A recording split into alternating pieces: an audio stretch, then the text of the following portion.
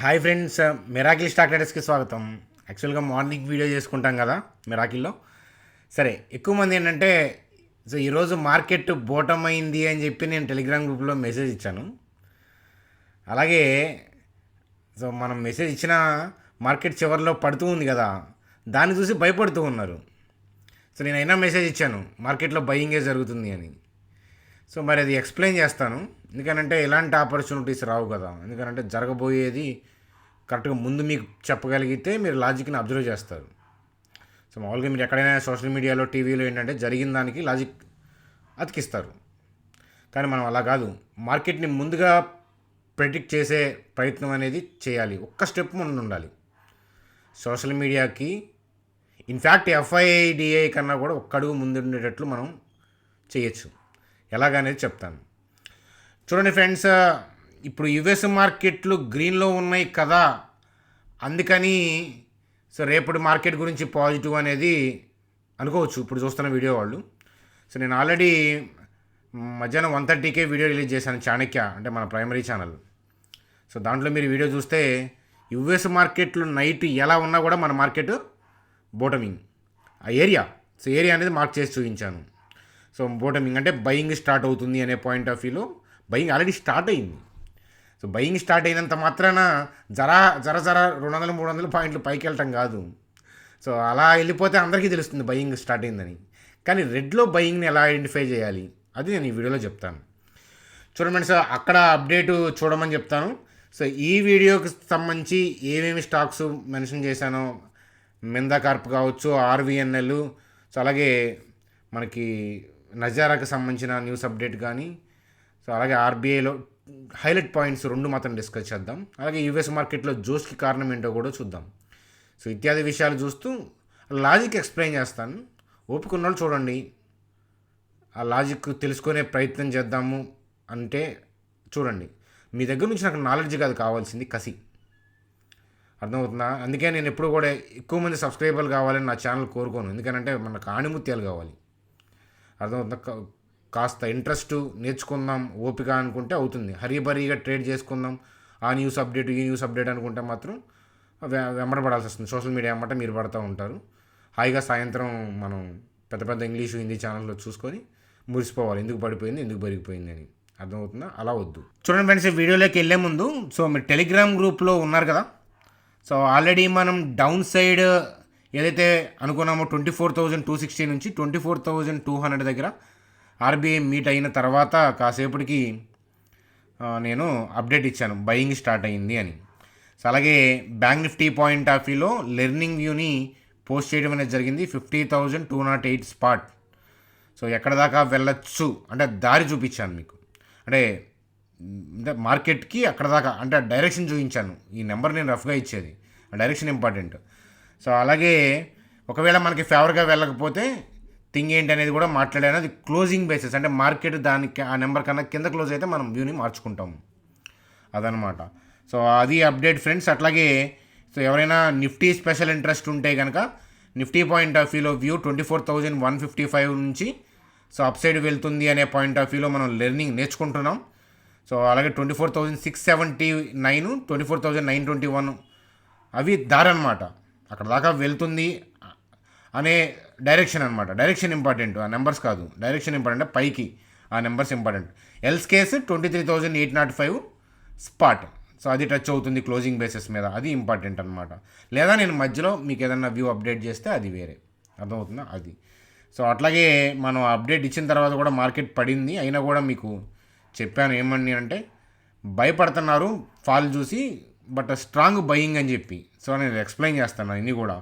అట్లాగే మామూలుగా పీపుల్ నేను బోటమింగ్ అని పెట్టినప్పుడు అదే బయింగ్ అనేది స్టార్ట్ అవుతుంది అన్నప్పుడు 55% సపోర్ట్ చేశారు, 45% సపోర్ట్ చేయలేదని కాదు, వాళ్ళ వ్యూ, అది వాళ్ళ పర్సెప్షన్ ఏంటంటే ఇంకా ఫాల్ డౌన్ అవుతుంది అని. క్యాండిల్ రెడ్గా పడుతుంది కదా, అలా అనిపించింది. వీళ్ళు కరెక్ట్ అని కాదు, వీళ్ళు కరెక్ట్ అని కాదు, వాళ్ళ ఇన్నర్ సెన్స్ చెప్తున్నారు అనమాట. అంతే కదా. ఇద్దరు పొలిటికల్ పార్టీల్లో 2 పార్టీలో ఉన్నారనుకోండి, పార్టీ ఎక్స్, పార్టీ వై, ఇద్దరూ మంచోళ్ళే, అంతే కదా. వాళ్ళ పర్సెప్షన్ అనమాట అది. ఇది వాళ్ళు ఇది ఫాలో అవుతున్నారు, వీళ్ళు ఇది ఫాలో అవుతున్నారు, అంతే కదా. మనం ఇద్దరిని లైక్ చేయాలి. ఎందుకు హేట్ చేయాలి చెప్పండి? ఎర్త్ ఈజ్ సేమ్ కదా, అట్లా అనమాట. సో ఇక్కడ లైక్ డిస్లైక్ కాదు, ఒపీనియన్ ఎట్లా ఉంది పీపుల్ అబ్జర్వేషన్ అనే కోసం పోల్ పెట్టాను అంతే. నా వ్యూ అనేది ఎక్స్ప్లెయిన్ చేస్తాను. చూడండి ఫ్రెండ్స్, టెలిగ్రామ్ గ్రూప్లో లేకపోతే కనుక మీరు చూస్తున్న వీడియో కింద డిస్క్రిప్షన్లో టెలిగ్రామ్ లింక్ ఉంది, దాని ద్వారా జాయిన్ అవ్వండి, ఫ్రీ. మార్కెట్లో డూప్లికేట్స్ ఉన్నాయి, జాగ్రత్త. చూడండి ఫ్రెండ్స్, యుఎస్ మార్కెట్లో ఫుల్ జోష్లో కనిపిస్తున్నాయి కదా. యుఎస్ మార్కెట్లో రెడ్లో ఉన్నా కూడా నా వ్యూ అంతే ఉంచేవాడిని. ఎందుకంటే ఏదైతే మనం జోన్ డ్రా చేసామో నిఫ్టీలో, ఆ జోన్ బ్రేక్ అవ్వదు. అర్థమవుతుందా? అది యుఎస్ మార్కెట్లో ఈ నైట్ గ్రీన్ వస్తాయి అని కలగన్నాను. సో నిన్నంటే టెక్నికల్గా చెప్పడం అనేది జరిగింది. సో అట్లాగేంటంటే ఇప్పుడు వచ్చిన అప్డేట్ ఏంటి అంటే వీక్లీ జాబ్స్ డేటా ఉంది కదా. సో జాబ్లెస్ క్లెయిమ్స్ అనేవి తక్కువ ఉన్నాయి. జాబ్లెస్ క్లెయిమ్స్ తక్కువ ఉన్నాయి అని అంటే సో అన్ఎంప్లాయ్మెంట్ ఏదో రెషన్ వచ్చిందని పీపుల్ భయపడుతున్నారు కదా. ఆ వర్రీ అనేది కాస్త, ఇప్పుడు డిప్రెషన్ ఉంటే ఒక ట్యాబ్లెట్ వేసుకుంటే కాస్త డిప్రెషన్ తగ్గుతుంది చూసారా. సో తీసుకోకూడదు డిప్రెషన్ ట్యాబ్లెట్స్, అది వేరే కదా, అది ఇంకోసారి మాట్లాడతాను చెప్తున్నా. అట్లాగే ఏంటంటే ఆ వర్రీ కాస్త తగ్గి సో పీపుల్ ఏంటంటే అగ్రెసివ్ బయింగ్ స్టార్ట్ చేశారు. చూడండి, ఈ షార్ట్స్ ఏమవుతాయి అంటే, ఈ షార్ట్స్ హెవీగా చేసిన వాళ్ళు కవరింగు హెవీగా చేస్తూ ఉంటారు, ఫ్రెష్ బయింగ్. దానివల్ల ఏంటంటే సో ఒక డౌన్ ట్రెండ్ తర్వాత లైఫ్లో మనం పతనం అయ్యి మళ్ళీ బౌన్స్ బ్యాక్ అయ్యేటప్పుడు బాగుంటుంది కదా, అంతే కదా. ఎవరు మంచి ఎవరు చెడు ఏంటో తెలిసి నెక్స్ట్ జాగ్రత్తగా వెళ్తాం కదా. సో ఆ స్ట్రెంతీ కైండ్ ఆఫ్ బయింగ్ అనేది కనిపిస్తుంది యుఎస్ మార్కెట్లో కూడా. అక్కడ అది రాకపోయినా కూడా నా వ్యూ అనేది నేను మార్చేవాడిని కాదు. ఎందుకంటే నేను ఆఫ్టర్నూనే మీకు టెలిగ్రామ్ గ్రూప్లో చెప్పాను, ఆఫ్టర్నూనే వీడియోలో కూడా నేను యుఎస్ మార్కెట్ గురించి మెన్షన్ చేసేలా చెప్పాను.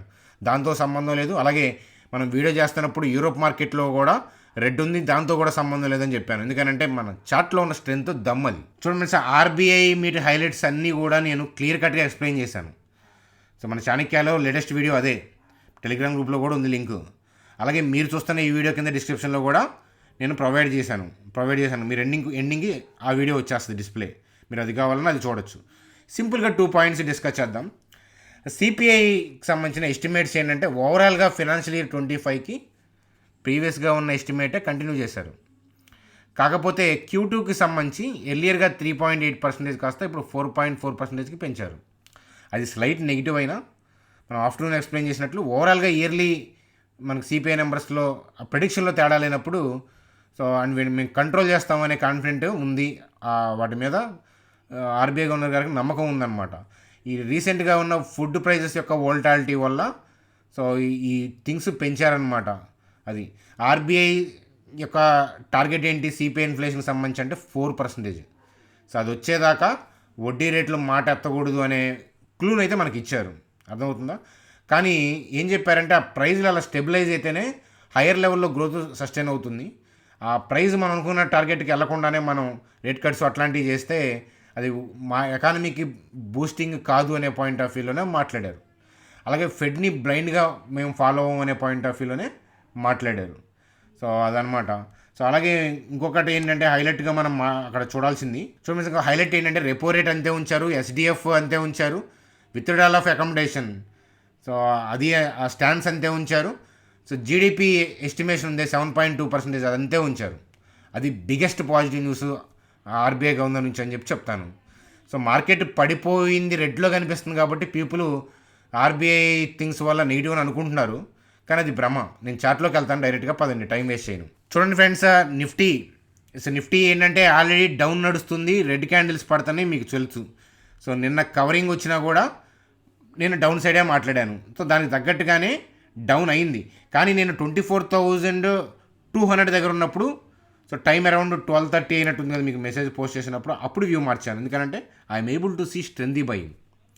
మరి స్ట్రెంతీ బయింగ్ చూస్తే మార్కెట్ ఎందుకని లోయర్ లెవెల్లో క్లోజ్ అయ్యింది, మరి ఇది రెడ్ కదా ఫాల్ కదా అని అనుకోవచ్చు. చూడండి ఫ్రెండ్స్, 99% ఆఫ్ ది పీపుల్కి అదే కనిపిస్తుంది.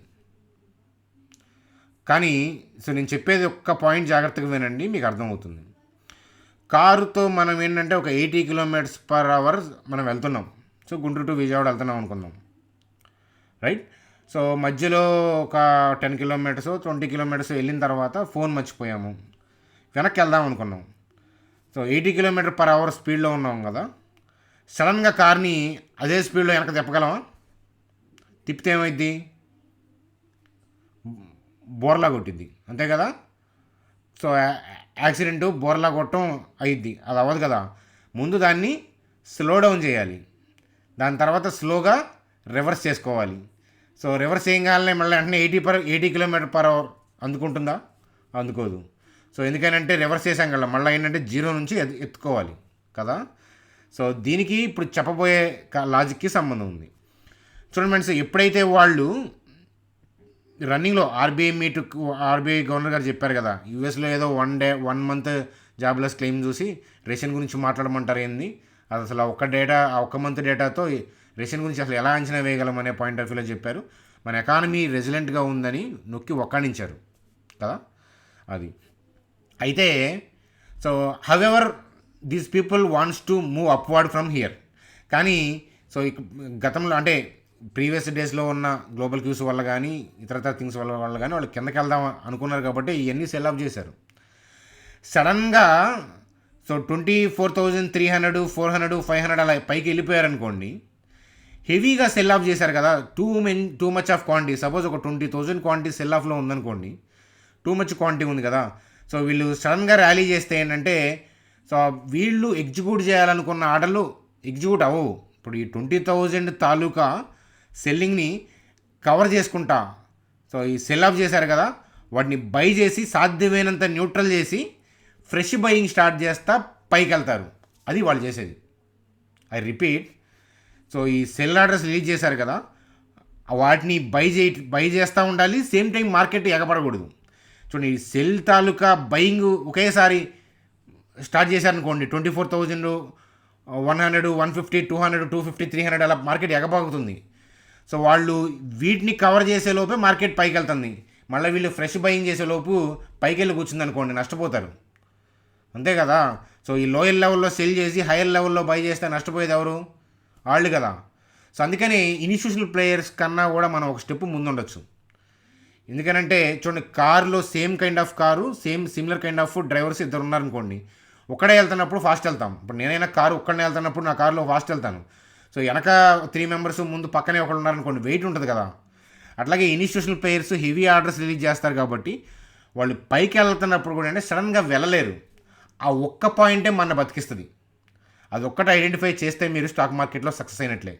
ఎందుకంటే వాళ్ళు సడన్గా వెళ్ళలేరు కాబట్టి, సో వాళ్ళు స్లోగా వెళ్ళాలి కాబట్టి వాళ్ళు వెళ్ళే ముందే మనం రెడీగా బై చేసుకొని ఆ వ్యూ తీసుకొని కూర్చున్నాం అనుకోండి, ఏమవుతుంది? సో వాళ్ళు however they will come to move up. So వాళ్ళకన్నా ముందే కూర్చున్నాం కాబట్టి హాయిగా హైయర్ లెవెల్కి వాళ్ళు వచ్చి ఫ్రెష్ బయింగ్ వాళ్ళు స్టార్ట్ చేసే లోపు మనం ఏంటంటే we can think of profit booking, లేకపోతే ఫర్దర్గా పిరమిడింగ్ చేసుకోవచ్చు. That is the beauty. So FI కన్నా కూడా ఎక్కువ అడ్వాంటేజ్ ఎవరికి ఉంటుంది అంటే ఇండివిజువల్ ప్లేయర్కి ఉంటుంది. కానీ మనం ఏం చేస్తామంటే ఈవినింగ్ వాళ్ళ డేటా చూస్తాం, ఎఫ్ఐ సెల్లింగ్ డేటా, ఇండెక్స్ ఏంటి, అలాగే నెట్ క్యాష్ ఎంత. సో నెట్ మీరు క్యాష్ చూస్తే సెల్లింగ్ ఉండొచ్చు, ఇండెక్స్లో కూడా సెల్లింగ్ ఉండొచ్చు. సో దాన్ని బేస్ చేసుకొని రేపటి మార్కెట్ లేదా ఫర్దర్ మూవ్ అనేది ప్రెడిక్ట్ చేయలేరు.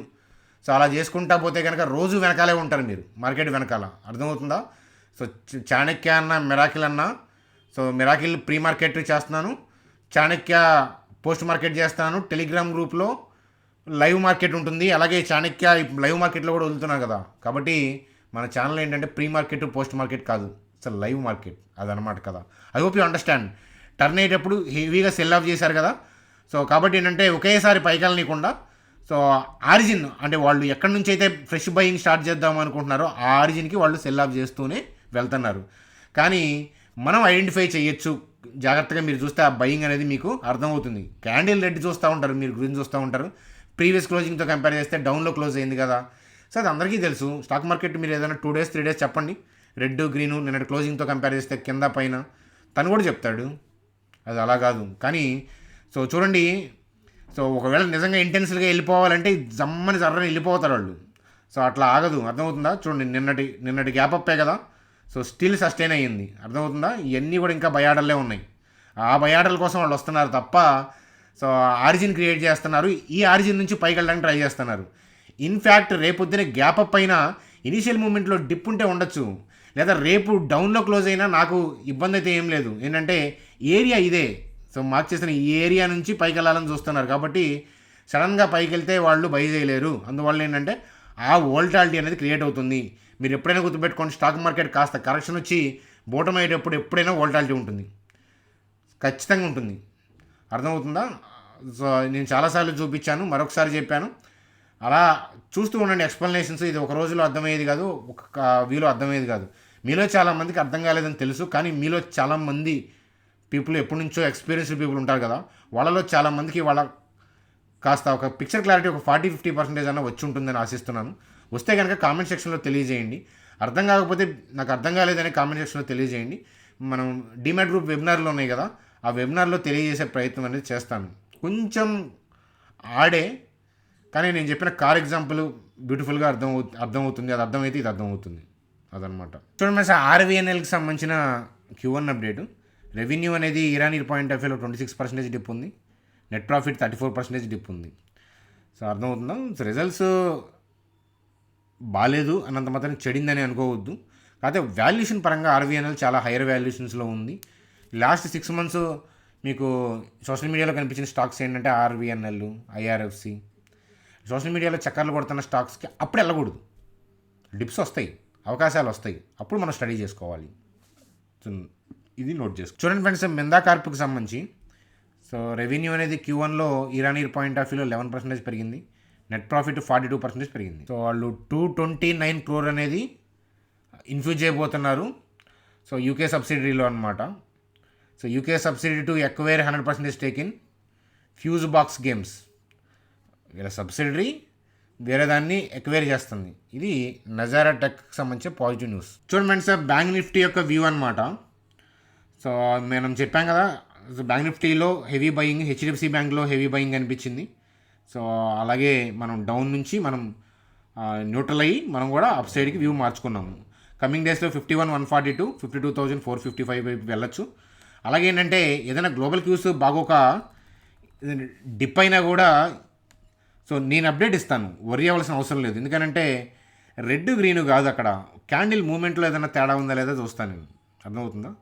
సో అడ్వాన్స్ అంటే ముందుగా జరగబోయే ఎక్కువ ప్రెడిక్ట్ చేస్తాం, దాని అది బెనిఫిట్ అవుతుంది తప్ప అయిపోయిన తర్వాత నేను చెప్పమంటే చెప్తాను, దానివల్ల మీకు ఏం బెనిఫిట్ ఉండదు. సో అయిపోయిన తర్వాత నేను పడితే దానికి కారణము, పెడితే కారణం చెప్పాను అనుకోండి, లేదా ఈ moving averages concept, trend line అని, ఓపెన్ ఇంట్రెస్ట్, సపోర్ట్ రెసిస్టెన్స్, ఇట్లాంటి కైండ్ ఆఫ్ ట్రెడిషనల్ లాజిక్స్ అవన్నీ చూసే వచ్చాను నేను.